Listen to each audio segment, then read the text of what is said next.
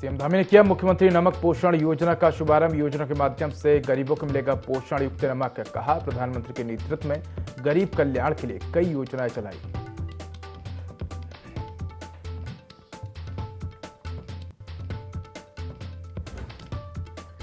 मुख्यमंत्री पुष्कर सिंह धामी ने अधिकारियों से ली बारिश के हालातों की जानकारी। प्रशासन को अलर्ट रहने के दिए निर्देश। बंद सड़कों को तत्काल खोलने के भी दिए निर्देश।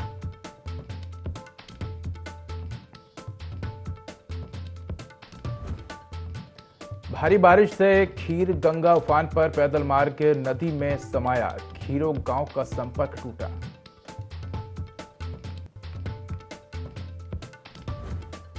उपचुनाव में कांग्रेस ने झोंकी ताकत। चुनावी रण में उतर सकते हैं कांग्रेस स्टार प्रचारक। इमरान मसूद और सचिन पायलट को बुलाने की तैयारी में कांग्रेस।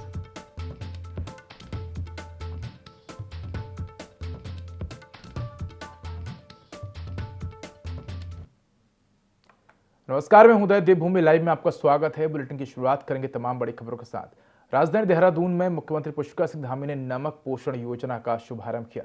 कार्यक्रम में खाद्य मंत्री रेखा आर्य के साथ विभागीय अधिकारी भी मौजूद रहे। प्रदेश के 14 लाख अंत्योदय और बीएल परिवारों को इस योजना का लाभ मिलेगा और 8 रुपए प्रति किलोग्राम की दर से 1 किलो की दर से सरकारी सस्ते गल्ले की दुकान में आयोडीन युक्त नमक हर माह मिलेगा।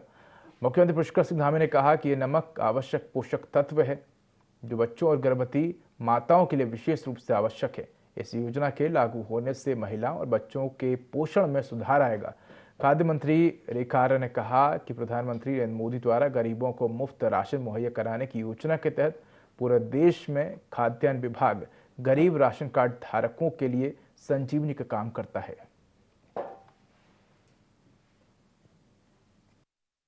मुझे लगता है कि जिस प्रकार से हमारे देश की यशस्वी प्रधानमंत्री जी ने मुफ्त राशन में भी गेहूं और चावल भी जो है पोषण युक्त चावल जिसको फोर्टिफाइड राइस बोलते हैं वह देना गरीब परिवारों तक सुनिश्चित किया है।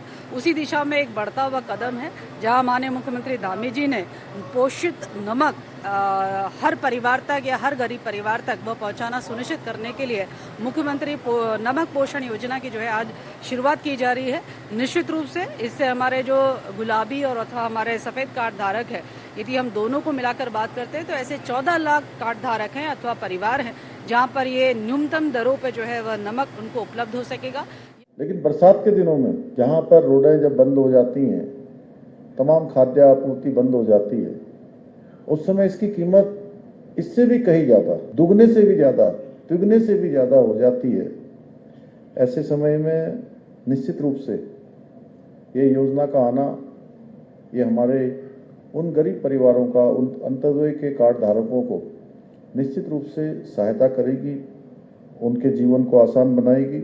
और इस समय बाजार में जो नमक है वो 30 रुपये किलोग्राम की दर से प्राप्त हो रहा है। अब इस योजना के लागू होने के पश्चात राज्य के लगभग 14 लाख अंत्योदय एवं प्राथमिक परिवार योजना के राशन कार्ड धारकों को ये मात्र 8 रुपये किलोग्राम की दर पर ये आयोडाइड नमक मिलना प्रारंभ हो जाएगा।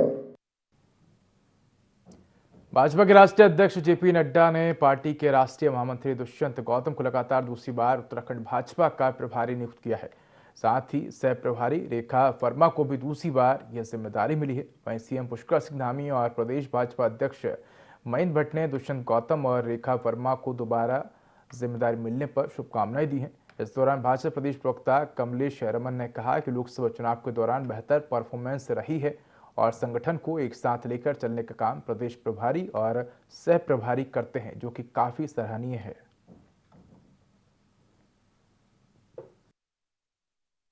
बधाई देना चाहूंगी हमारे प्रभारी और सह प्रभारी दोनों को, और शीर्ष नेतृत्व का धन्यवाद करूंगी कि उन्होंने एक बार फिर से उन्हें हमारे यहाँ का प्रभारी और सह प्रभारी बनाया, दुष्यंत गौतम जी को और रेखा वर्मा जी को। और क्योंकि उनकी परफॉर्मेंस बहुत अच्छी रही, पांचों की पांचों लोकसभा सीट यहाँ से जीत के माननीय प्रधानमंत्री जी की झोली में डालने का काम किया, तो ये उन्हीं का इनाम उनको मिला है। मुझे लगता है कि बेहतर काम उन्होंने किया है। संगठन को एक साथ तालमेल के साथ में लेकर के चलने का काम दोनों करते हैं और तमाम जितने भी चुनाव हमारे यहाँ बहुत ही समन्वय बना करके संगठन को साथ साथ लेकर के चलते हैं। इस चुनाव में आपने देखा होगा कि प्रभारी जी की अहम भूमिका रही तमाम जगह जाने के लिए भी और तमाम इस संगठनों को एक साथ लेकर के चलने के लिए। कांग्रेस के तमाम पदाधिकारियों और कार्यकर्ताओं ने साफ सफाई को लेकर नगर निगम में जमकर विरोध प्रदर्शन किया। कांग्रेस का आरोप है कि मानसून शुरू होते ही जगह जगह नालियां चौक पड़ी हुई हैं। साफ सफाई को लेकर विभाग बिल्कुल भी सक्रिय दिखाई नहीं दे रहा है, जिससे डेंगू और चिकनगुनिया जैसी बीमारियों का खतरा भी लगातार बना हुआ है। इसी को लेकर कांग्रेस के तमाम कार्यकर्ताओं ने नगर निगम का घेराव किया और उचित कदम उठाने को लेकर नगर आयुक्त गौरव कुमार को ज्ञापन सौंपा। साथ ही मांग की है कि जल्द ही पूरे शहर भर की साफ सफाई सुनिश्चित की जाए।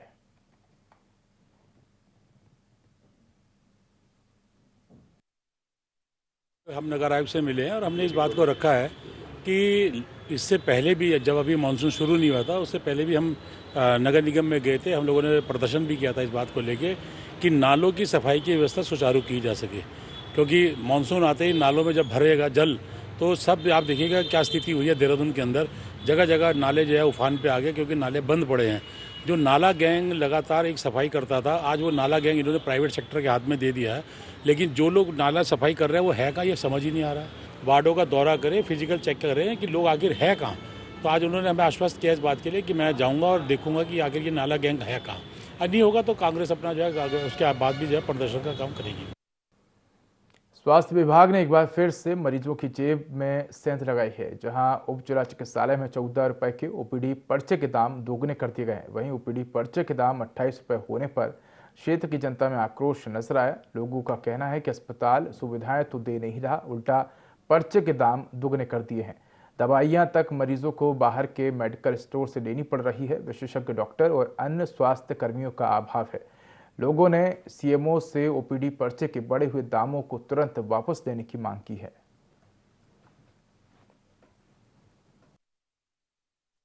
पर्ची 28 रुपए की बना दी। लोगों में काफी नाराजगी है। सुविधा के नाम में इनने कुछ नहीं बढ़ाया। बाल रोग विशेषज्ञ की कोई तैनाती नहीं है। लोग दूर दराज से आते हैं, परेशान होकर आते हैं और यहाँ 28 रुपए की इनने पर्ची दी। लोग कह रहे हैं यहाँ सुविधा बढ़ाओ।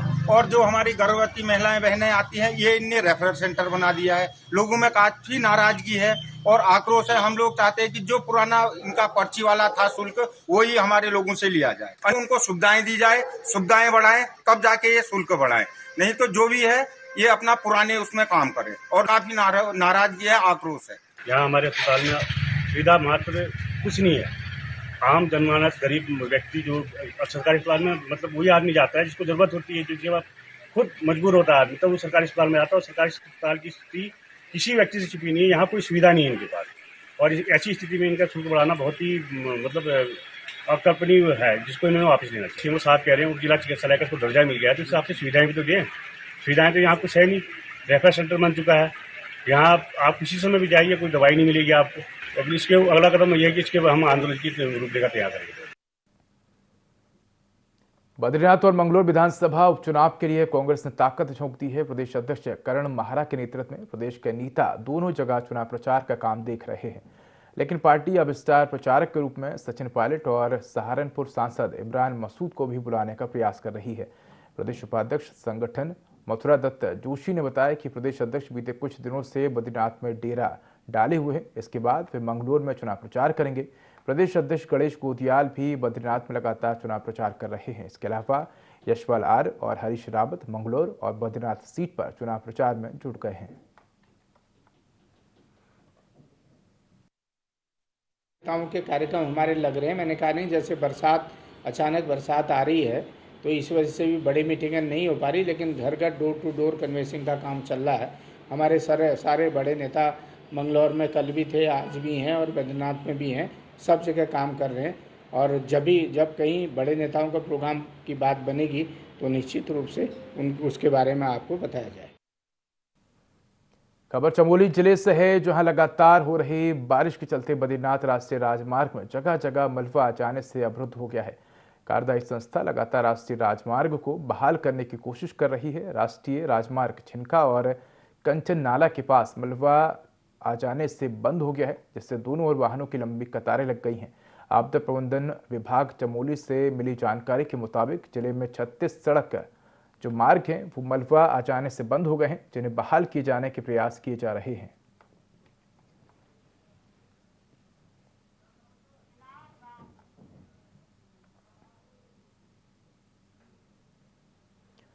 तो मूसलाधार बारिश के चलते कई जगहों पर राष्ट्रीय जो राजमार्ग हैं वो बंद हो गए हैं, जिन्हें प्रशासन जेसीबी की मदद से चालू करने की कोशिश कर रहा है।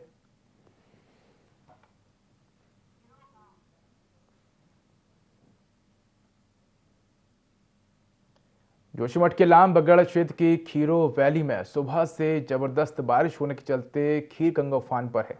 नदी के जलस्तर बढ़ने से लाम बगड़ में खीरो गांव जाने वाला पैदल मार्ग डूब गया है। लाम बगड़ क्षेत्र के इस गांव में अभी भी कई परिवार अपने मवेशियों के साथ रह रहे हैं। पैदल मार्ग बहने से आवाजाही ठप हुई है, ग्रामीणों पर संकट मंडरा रहा है। वह स्थानीय निवासी सुखदेव चौहान ने बताया कि देर रात से खीरो घाटी में मूसलाधार बारिश होने से अलकनंदा नदी और खीर गंगा के संगम के पास से खीरो गांव को जोड़ने वाला पैदल रास्ता अब नदी के बहाव में बह गया है। पानी की जलस्तर बढ़ने से नदी ने अपना रूट बदलते हुए पूरा पैदल रास्ता काट दिया है।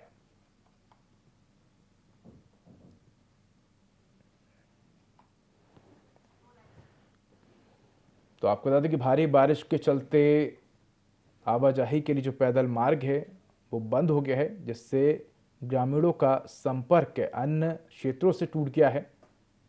तो लगातार भारी बारिश के चलते आपको बता दें कि उत्तराखंड में नदियां उफान पर हैं और रास्तों पर लगातार मलबा आने से जो वाहन हैं वो भी फंस गए हैं। हालांकि प्रशासन जो व्यवस्थाएं हैं उनको दुरुस्त करने में जुटा हुआ है।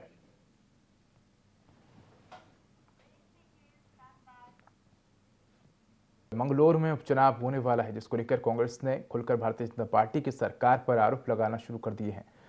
मुंडलाना गांव में हुए एक जनसभा के दौरान कांग्रेस के दिग्गज नेताओं ने सरकार और चुनाव आयोग को घेरते हुए कहा कि कांग्रेस पार्टी अब चुप नहीं बैठेगी।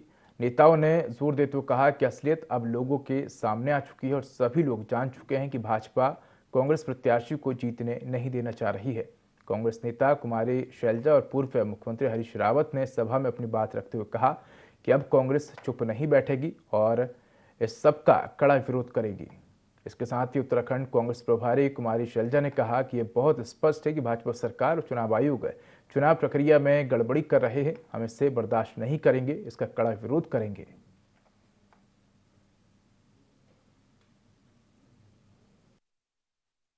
चुनाव में आप गए थे, मेरे गांव में आप हरिद्वार आए हैं, मेरे सिर के तार आप हरिद्वार आए हैं, क्या कारण रहा? क्या उस टाइम आप अपना चुनाव असल में मैं खुद चुनाव लड़ रही थी, इसलिए दिक्कत की तो बात होती है, लेकिन यहाँ के लोगों ने बहुत अच्छी तरह से सबने चुनाव लड़ा। लेकिन जिस तरह के नारे दिए और शुरू में चुनाव हो गया, आपने देखा कि बदलाव आना शुरू हुआ। सेकंड थर्ड फेज से बहुत ज़्यादा बदलाव आने लग गया था, तो थोड़ी वो बात भी रही। लेकिन अब असलियत लोगों के सामने है। सदन भी देखते हैं, संसद को देखते हैं और किस तरह से भाजपा के पसीने छूट रहे हैं वो भी लोग देख रहे हैं। शासन का प्रशासन का दुरुपयोग करने का जो षड्यंत्र कर रहे हैं, हम उसका डट करके मुकाबला करेंगे। यहाँ की जनता भी डट करके मुकाबला करेगी, उनके मंसूबों को पूरा नहीं होने देगी। धन शक्ति से और सत्ता शक्ति से कभी चुनाव नहीं जीते जा सकते हैं। कांग्रेस के साथ जनता का प्यार है, हमारे उम्मीदवार के साथ जनता का प्यार है। हम जनता की शक्ति से ये चुनाव को मंगलौर में भी जीतेंगे और श्री बद्रीनाथ में। सांसद अजय भट्ट ने हल्द्वानी में तिकोनी के पास धंसी हुई सड़क का निरीक्षण किया। उन्होंने अधिकारियों को जल्द से जल्द काम पूरा करने के निर्देश दिए हैं। अजय भट्ट ने बताया कि तिकोनिया में अब पाइप लगाकर सड़क को ठीक किया जाएगा। साथ ही उन्होंने शहर में कई जगह नदी और नालों का भी निरीक्षण किया। उन्होंने सभी अधिकारियों को 24 घंटे अलर्ट रहने के निर्देश दिए।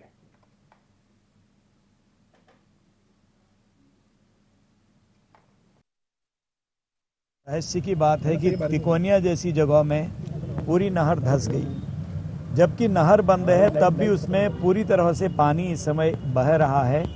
नहर बंद होने पर भी ये जमरानी बांध का सारा पानी जो पहले से हमारी नहरें बनाई थी, बाद में कहीं कहीं पर उनका उपयोग हुआ, वो सारा ले जाती है। तो इस तरह से एक बहुत बड़ी नहर है जो यहाँ से लाल कुआं तक जाती है। इसके धंसने से पूरा हमारी सड़क ही एक किस्म से बाधित हो गई है। सारे अधिकारी यहाँ डिस्ट्रिक्ट मजिस्ट्रेट वगैरह सारे लोग हैं, मेरी जिला अधिकारी जी से भी बात हुई है सब लोगों से, और पूरा फिटिंग करने पर 10 दिन का समय अधिकारी कहते हैं, 1 हफ्ते से 10 दिन तक हम ठीक कर देंगे। हमने कहा आप 15 दिन ले लीजिए, लेकिन एकदम ठीक करिएगा और उससे आगे नहीं जाना चाहिए। फिर पहाड़ों में मानसून अब पैर पसारने लगा है। पिछले 24 घंटे से चमोली जनपद में लगातार बारिश होने से नदी नाले उफान पर हैं। क्षेत्र में अतिवृष्टि की आशंका के दृष्टिगत विकासखंड नंदानगर, दशौली और जोशीमठ के समस्त शासकीय सहायता प्राप्त और निजी विद्यालयों में अवकाश घोषित किया गया है। इधर जोशीमठ क्षेत्र में भी लगातार बारिश होने से तापमान में गिरावट आई है। क्षेत्र के तोली नाले, लामबगड़ नाला, कंचन नाला उफान पर आ गए हैं। सुबह कंचन नाले में उफान के चलते बद्रीनाथ हाईवे बाधित हो गया था।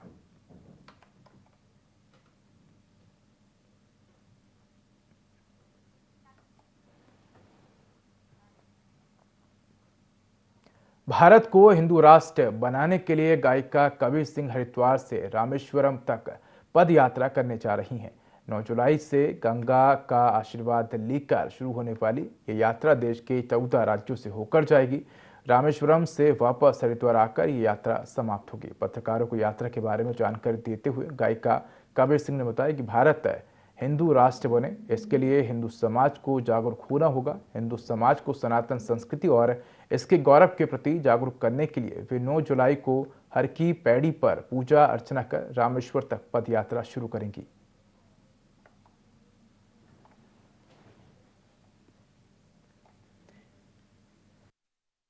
निकलने वाली है 9 जुलाई को, जिसका लक्ष्य है हिंदू राष्ट्र, हिंदू जन जागृति। सभी भारतीयों को और विश्व में जहां भी आप बैठे हुए हैं हिंदू, सबको हम आमंत्रित करना चाह रहे हैं, आह्वान कर रहे हैं कि आइए और हमारी इस यात्रा में शामिल हुइए।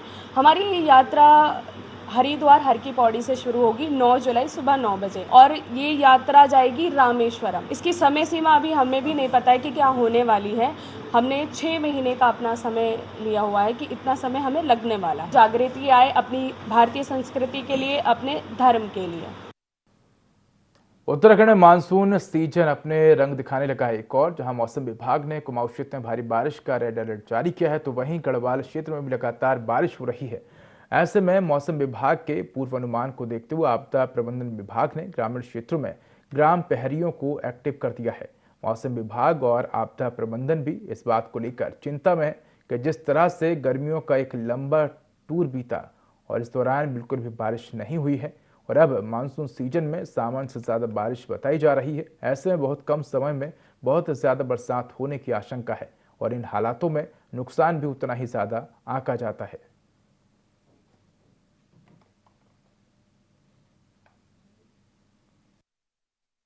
खासकर कुमाऊं में और साथ में फिर बाद में गढ़वाल में भी वो मिलने वाली है।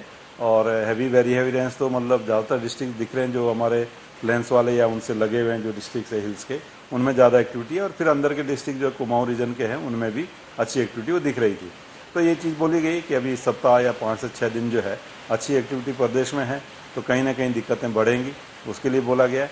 और दूसरा चीज़ ये जो ऑब्जर्वेशन हम लोग का है वो ये है कि दिन के समय तो लोग चपेट में नहीं आते हैं, क्योंकि वो भी जाग रहे हैं, देख रहे हैं अपने आसपास जो है, या सूचना वगैरह भी उनको आदान प्रदान वो होता रहता है, तो इसकी वजह से फिर कोई चपेट में जल्दी से नहीं आ सकता है जो। लेकिन रात्रि के समय होता है कि जो उनको सूचना नहीं मिल पाती, एक बार आदमी सो जाता है, सिचुएशन अब ऐसी है कि लोगों को जो है अलर्ट करिए और उनको जो है सेफ जगह पे जाने के लिए बोला जा सकता है। चमोली जिले के थराली तहसील में लगातार हो रही बारिश से जनजीवन अस्त व्यस्त है। स्थानीय प्रशासन ने भी भारी बारिश के अलर्ट को देखते हुए विद्यालयों में अवकाश घोषित कर दिया है और इसी के चलते विद्यालयों में अवकाश घोषित कर दिया है। वहीं दूसरी ओर बुग्याल और देवाल के पिंडर घाटी क्षेत्र में हो रही लगातार बारिश से पिंडर नदी उफान पर बह रही है। स्थानीय थराली पुलिस ने लाउडस्पीकर के माध्यम से पिंडर नदी के किनारे रहने वाले लोगों को अलर्ट रहने के निर्देश जारी किए हैं। भारी बारिश के चलते थराली क्षेत्र में विद्युत आपूर्ति ठप है। तो भारी बारिश के चलते विद्यालयों में अवकाश घोषित किए गए हैं। इसी के साथ आपको बता दें कि नदी नाले उफान पर हैं। क्षेत्र में विद्युत आपूर्ति भी ठप हो गई है।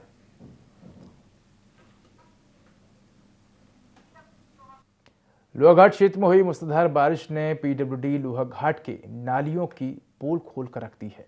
पीडब्ल्यूडी की बंद पड़ी नालियों के चलते सड़क नदियों में तब्दील हो गई हैं और बरसात का पानी कई लोगों के घरों में जा घुसा। साथ ही सड़कों में पानी बहने से राहगीरों, दुकानदारों और वाहन चालकों को भारी दिक्कतों का सामना करना पड़ रहा है। पूर्व कानून को श्याम सिंह ढेक और टीआरसी क्षेत्र के लोगों ने बताया कि वे पिछले 2-3 सालों से पीडब्ल्यूडी विभाग से टीआरसी के पास नाली निर्माण और बंद पड़ी नालियों को खोलने की मांग कर रहे हैं, पर अधिकारी हैं कि सुनने को तैयार नहीं है। सिर्फ आश्वासन देकर लोगों को बहलाया जाता है। लोगों ने एसडीएम लोहाघाट से जल्द टीआरसी क्षेत्र की बंद पड़ी नालियों को खोलने और नाली निर्माण के साथ ही जिम्मेदार अधिकारियों पर कार्रवाई की मांग की है। तो वहीं समस्या का समाधान न होने पर आंदोलन की चेतावनी भी दी है।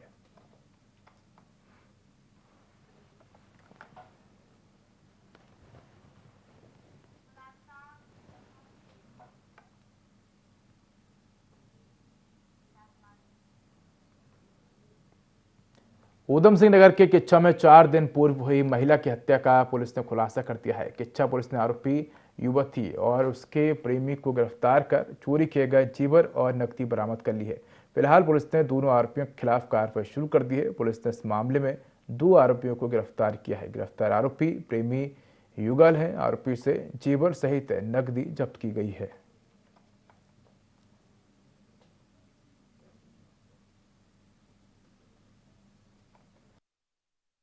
तो कहानी ये होता है कि जो इनके घर में एक मतलब बेसिकली जिन्होंने पाल के इनको बेटी की तरह रखा था, वो अंजलि, वो अपना बेटी मानती थी, वो माताजी का टेक केयर करते थे वो, लेकिन केवल घर की लड़की की तरह नहीं रहती थी। वो क्या करती थी, जब माताजी अकेली रहती थी, जल्दी सो जाती थी, अपना जो कोई दूर का बुआ का लड़का के साथ उसका संबंध था तो वो उसको लेके आती थी।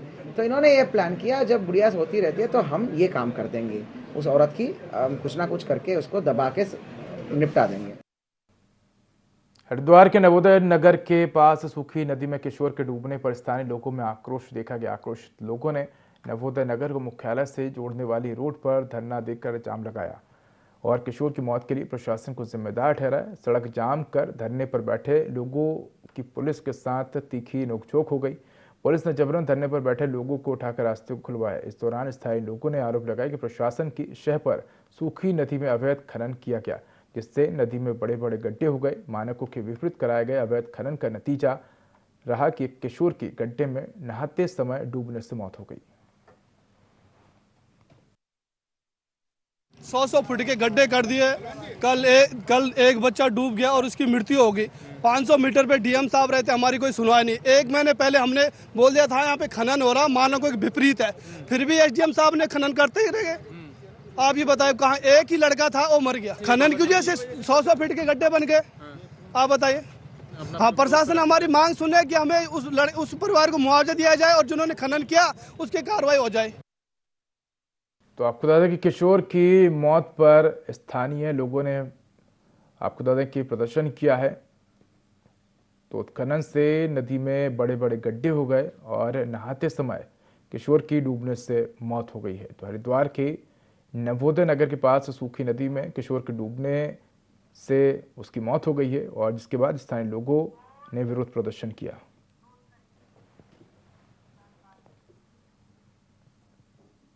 तो फिलहाल इस बुलेटिन में इतना ही। खबरों का अधिक अपडेट के लिए देखते रहिए i24। नमस्कार।